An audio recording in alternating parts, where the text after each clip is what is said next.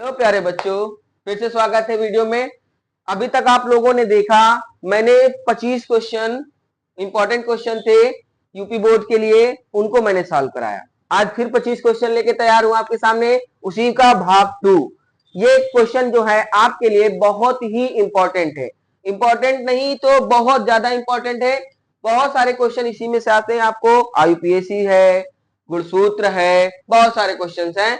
तो मैं वही क्वेश्चन फिर से पुनः आपको सामने उपस्थित लेकर के, अब ये देखिएगा आप लोग कि आगे ये जो 25 क्वेश्चन है वो हमारे कैसे होने वाले हैं। चलिए पहला क्वेश्चन हम शुरुआत करते हैं। पौधों में बनी कोशिका भित्ति किसकी होती है?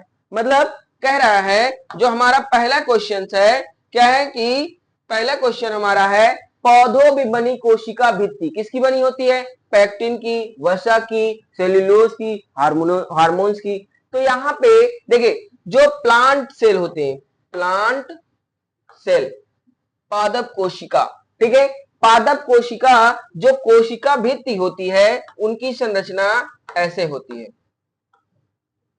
ठीक है। ये ऐसे, ये जो कोशिका भित्ति होती है, ये कोशिका भित्ति क्या होती है? ये सेल्यूलोज की बनी होती है। किसकी बनी होती है? सेल्यूलोज की। और जो ये कोशिका भित्ति होती है, सेल वॉल जो होती है, सेल वॉल, वो क्या होती है? लाइफलेस होती है, लाइफलेस अर्थात क्या है? निर्जीव होती है, ठीक है। ये लाइफलेस होती है अर्थात निर्जीव होती है। अब इसके बाद पादप कोशिका में पाई जाती है, लेकिन एनिमल सेल अर्थात जंतु कोशिका में कोई भी कोशिका भित्ति में किसी भी नहीं पाई जाती, मतलब कोशिका भित्ति उसमें पाई ही नहीं जाती। अब अगला क्वेश्चन हमारा देखिए, अगला क्वेश्चन है हमारा, क्या है? कह रहा है कोशिका का पावर हाउस किसे कहा जाता है? किसको? कोशिका का पावर हाउस। देखिए जो पावर हाउस है, कोशिका का पावर हाउस किसे कहते हैं? माइटोकॉन्ड्रिया को। किसको कहते हैं? माइटोकॉन्ड्रिया को। और माइटोकॉन्ड्रिया जो होता है ये कोशिका का पावर हाउस कहलाता है। और यहाँ पे देखिए जो power house of the plant, कोशिका यानी सेल, माइटोकॉन्ड्रिया, और एक होता है कि किचन, पादपों को किचन यानी पत्ती जो होती है, सॉरी एक मिनट जी, ये देखिए जो kitchen of the plant, kitchen of the plant अर्थात रसोई घर, पौधों का रसोई घर किसे कहते हैं? पौधों का रसोई घर। तो रसोई घर किसे कहते हैं? पत्ती को कहते हैं। किसको कहते हैं? पत्तियों को कहा जाता है, ठीक है। ये पत्तियां जो होती हैं ये पौधों का रसोई घर होता है, इसमें ही भोजन बनने की प्रक्रिया होती है। देखिए कैसे, वो भी देख लेते हैं पहले हम थोड़ा सा। जैसे ये एक प्लांट है, ठीक है, इसमें एक ये पत्ती है, ये हमारी क्या हो गई? पत्ती हो गई। अब इसमें हम क्या कर सकते हैं? ये हमारी पत्ती बन गई। अब इस पत्ती में हम क्या कर, देखिए यहां पे ये सूर्य है, ये क्या है? सूर्य है। तो ऊपरी हिस्से में क्लोरोफिल, यहां पे क्या? ग्रीन पिगमेंट होता है, ग्रीन पिगमेंट, क्लोरोफिल, इसे क्या कहते हैं? Green pigment, chlorophyll. अब ये क्लोरोफिल क्या करता है? सूर्य का प्रकाश इसमें अब्जॉर्ब होता है। तो इसमें दो स्टोमेटा यानी कि क्या? छोटे छोटे रंध्र पाए जाते हैं, जिसे क्या कहते हैं? स्टोमेटा। क्या कहते हैं? इसे स्टोमेटा कहते हैं। अब ये स्टोमेटा जो होता है वो सूर्य की किरणों को ऑब्जर्व करता है। कैसे? इसमें डे एंड नाइट ये क्रिया होती। कैसे? देखिए जब सूर्य का प्रकाश पौधों की पत्तियों में पड़ेगा, जब सूर्य का प्रकाश पौधों की पत्तियों में पड़ेगा तो पत्तियों के जो रंध्र होते हैं, छोटे छोटे क्या होते हैं? स्टोमेटा होते हैं। ये ऐसी होती संरचना। देखिए थोड़ा सा पेन चेंज कर लेते हैं कलर के लिए। अब इसमें ये जो भाग है, ये क्या है? Open stomata. इसको क्या कहेंगे? ओपन स्टोमेटा, खुला रंध्र।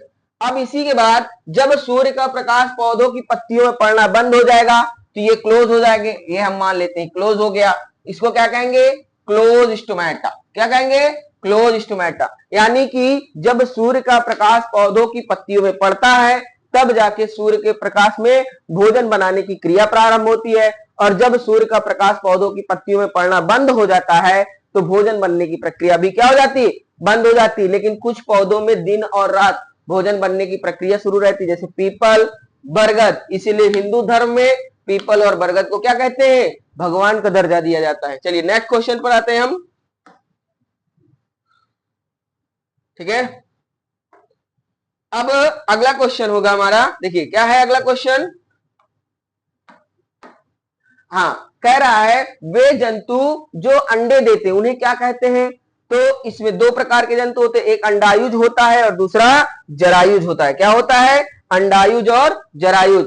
वे जीव जंतु जो अंडे देते हैं उन्हें अंडायुज कहते हैं, और जो जीव जंतु बच्चे पैदा करते हैं उन्हें क्या कहते हैं, जरायुज।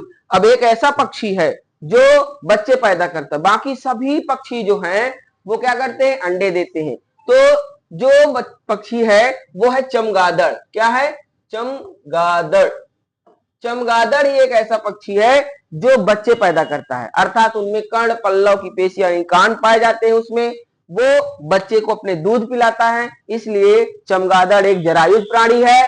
बट अंडायुज, यहां तक सबसे बड़ा अंडा जिसका शुतुरमुर्ग होता है लगभग 2.5 केजी का, वो क्या है, वो अंडायुज है। ठीक है, तो जो वे जंतु जो अंडे देते हैं उन्हें क्या कहते हैं, अंडायुज। अब यहाँ पे कह रहा है कि प्राकृतिक निवास स्थान जिसमें पौधे तथा जंतु सुरक्षित रहते हैं वो क्या कहलाता है, वो राष्ट्रीय उद्यान कहलाता है। मैं इसमें जैव विविधता भी कह सकते हैं। अगला क्वेश्चन देखिए हमारा, यह हो गया 29। अब हमारा है आयोडीन की कमी से कौन सा रोग होता है। तो ये होता है घेंघा। कौन सा, विटामिन ए की कमी से रतौंधी, खून की कमी में आयरन की होती है। जब खून में कमी हो जाए तो कौन सा, एनीमिया रोग होता है। देखिए ब्लड में यदि ब्लड में Fe कम हो जाए या ना हो तो कौन सा, एनीमिया रोग होता है। एनीमिया रोग होता है। कौन सा रोग होता है, एनीमिया रोग होता है। और घेंगा जो होता है इसे ग्वाइटर रोग कहते हैं। ये आपके गले में सूजन जैसा पैदा करता है। ये देखिए, ये आपका एच के आकार का होता है। ठीक है, ऐसे ऐसे एच के आकार का, तो ये सूज जाती है। ठीक है, अब है वायुमंडलीय दाब, बैरोमीटर, अमीटर, मोनोमीटर। तो इसको बैरोमीटर से मापते हैं। पास्कल किसका मात्रक होता है, तो दाब का होता है। माइटोकॉन्ड्रिया में किस प्रकार की ऊर्जा होती है, तो एटीपी के रूप में होती है। किस रूप में होती है, एटीपी के रूप में होती है। चलिए इसको देख लेते हैं क्या है ये, इसके पार्ट्स में पहला है एडीपी। क्या है, एडीपी। फिर दूसरा है एटीपी, फिर तीसरा है आरबीसी, आरबीसी, और तीसरा है चौथा एड्स। एड्स देखिए इनके फुल फॉर्म्स क्या है, इसका है एडिनोसिन, एडिनोसिन डाइफॉस्फेट, डाइफॉस्फेट। इसका होता है एडिनोसिन, एडिनोसिन ट्राइफॉस्फेट। और इसके बाद आरबीसी का होता है रेड ब्लड सेल। फिर इसका होता है एक्वायर्ड इम्यूनो डिफिशियंसी सिंड्रोम। अब एक और होता है यहाँ पे एचआईवी भी होता है। इसको क्या कहते हैं, ह्यूमन इम्यूनो डिफिशियंसी वायरस। क्या हो गया, वायरस। एक होता है आईवीएफ, इसको बोलते हैं इन विट्रो फर्टिलाइजेशन। ये हमारा कुछ फुल फॉर्म्स भी हो गए। तो यहाँ पे जो माइटोकॉन्ड्रिया है एटीपी, तो एटीपी यहाँ पे 36 एटीपी पाई जाती है, 36। ठीक है, चलिए इसको नोट कर लीजिए, ये इंपॉर्टेंट है। इसमें ये कभी कभी पेपर में देता है। अब इसमें एक और आता है डीएनए, एक मिनट लिख गया तो इसको रब करके दूसरा लिख देते ना आप लोगों के लिए। ठीक है, देखिए एक होता है आपको देता है डीएनए का फुल फॉर्म, आरएनए का फुल फॉर्म, इसके बाद TMV, फिर इसके बाद आ जाएगा IUD। तो इसका होता है D oxy ribose nucleic acid. फिर इसके बाद होता है राइबोज न्यूक्लिक एसिड। ठीक है, टोबैको मोज़ैक वायरस। ठीक है, इंट्रा यूट्राइन इंट्रा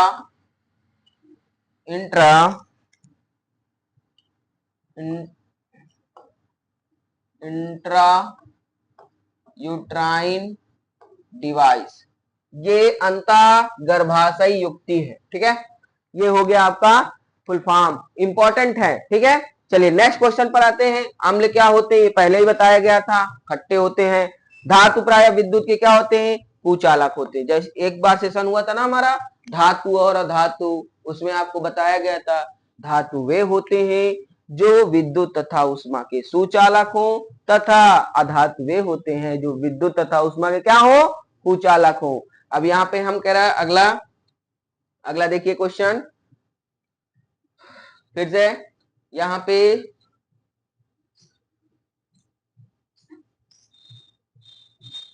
ये चलिए देखिए, अब है कह रहा है कि हम किस प्रकार के पदार्थ को खुरस सकते हैं, तो वो ठोस है भाई। लिक्विड को क्रैश करेंगे वो बदल देगा, गैस को कर नहीं सकते, ठोस है। वाहनों में किस प्रकार की गैस का प्रयोग किया जाता है, तो वो है CNG।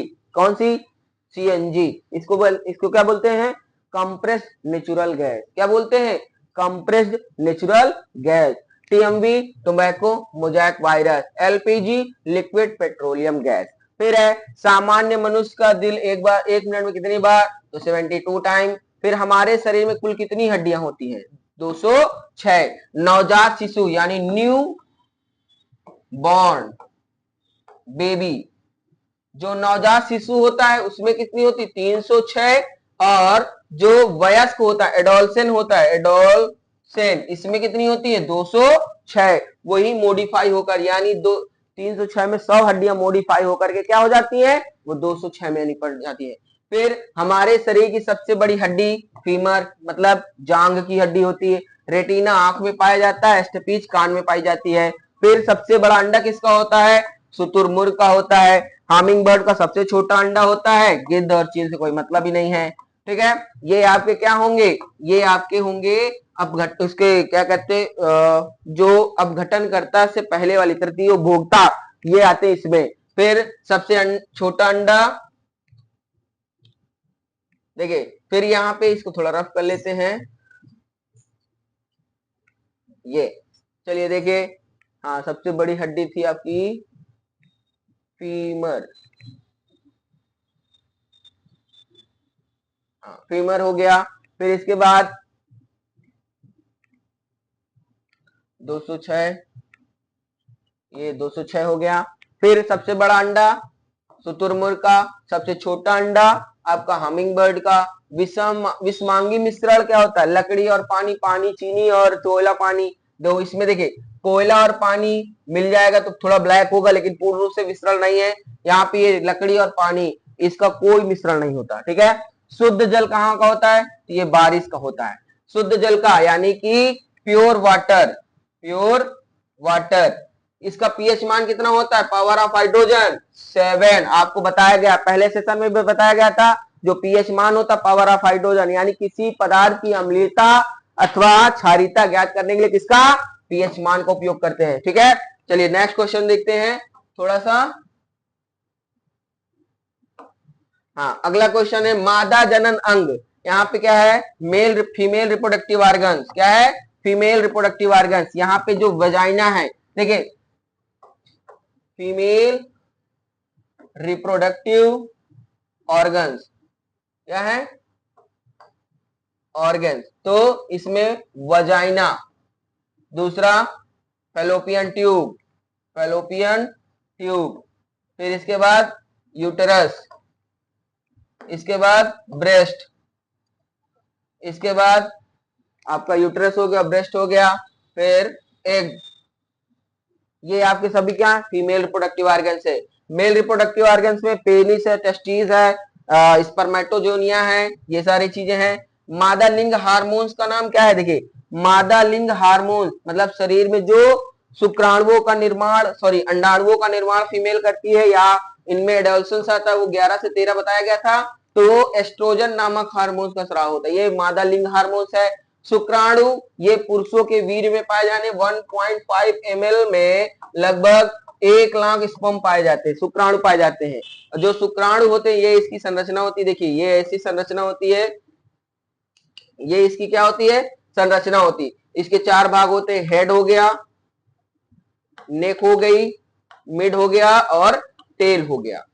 ठीक है, तो जो अंडाणु से मिलता है केवल ये वाला भाग मिलता है, ऊपर का हिस्सा मिलता है, उसमें ही केंद्रक होता है। वही जाके क्या है, एग से, जैसे ये एक एग है तो ये शुक्राणु यहां से जाकर के ऊपरी हिस्सा मिल जाएगा, तो ये एक आउटर कवरिंग लेयर बनाएगा जो मजबूत होती है। ठीक है, और वहीं पे ये स्थापित हो जाएगा। फिर इसके बाद ये क्या है, फिर इसके बाद ये यहाँ पे केंद्रकों का निर्माण होता है। चलिए अगला देखते हैं, इसमें कह रहा है टेस्टोस्टेरोन। टेस्टोस्टेरोन हार्मोन जो होता है ये पुरुषों में पाए जाने वाला हार्मोन है। अगला है, अगला क्वेश्चन देखिए आपका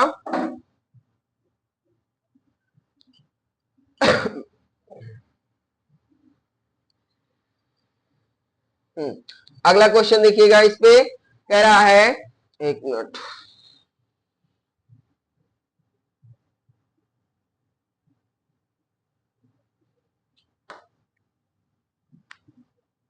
हाँ चलिए अगला क्वेश्चन देखिए, कह रहा है माँ के गर्भाशय में शिशु कितने दिनों तक रहता है? अर्थात जो पूर्ण यानी कि फुल जो मतलब गर्भाशय होता है, माँ का जो गर्भाशय होता है उसमें बच्चा 280 दिन तक बराबर पलता है। और जब देखिए बच्चा माँ के पेट में होता है तो वो उसको पोषण कैनाल ट्यूब से यानी कि नाभि नाल से प्राप्त होता है, और जब बच्चा माँ के पेट के बाहर आता है तो उसको पोषण माँ के दूध से मिलता है। नवजात शिशु में कितनी हड्डियां होती हैं? तो 306 होती हैं। अब यहाँ पे एक क्वेश्चन है, जंतु विज्ञान के जनक, तो यहाँ पे अरस्तु है। कौन है? अरस्तु है। जंतु विज्ञान के जनक क्या है? अरस्तु, यानी जो जूलॉजी है, जूलॉजी ये क्या है? इनके अरस्तु है, अरस्तु। और बॉटनी, BOTONY, बॉटनी इसके हैं थियोफ्रेटस, थियोफ्रेटस। ठीक है, इसके बाद यहाँ पे मेंडल जो दिए हैं, ये मेंडल आनुवंशिकी के जनक हैं। फिर इसके बाद नीचे दिया गया है वनस्पति विज्ञान, ये आपको बता दिया गया बॉटनी। ठीक है, हमारे 50 क्वेश्चन ये पूरे होते हैं। जब हम नेक्स्ट सेशन में मिलेंगे तो हम चैप्टर का लेके कुछ तैयार करके आएंगे आपके लिए, जो आपका धातु और अधातु चैप्टर चल रहा है 10th में, उसके लिए आएंगे। इसके बाद 12th के लिए हम आएंगे, फीमेल रिप्रोडक्टिव पार्ट्स में आएंगे। ठीक है, तब तक के लिए वीडियो पर देखते रहिए, लाइक कीजिए, कमेंट कीजिए और सब्सक्राइब कीजिए। धन्यवाद।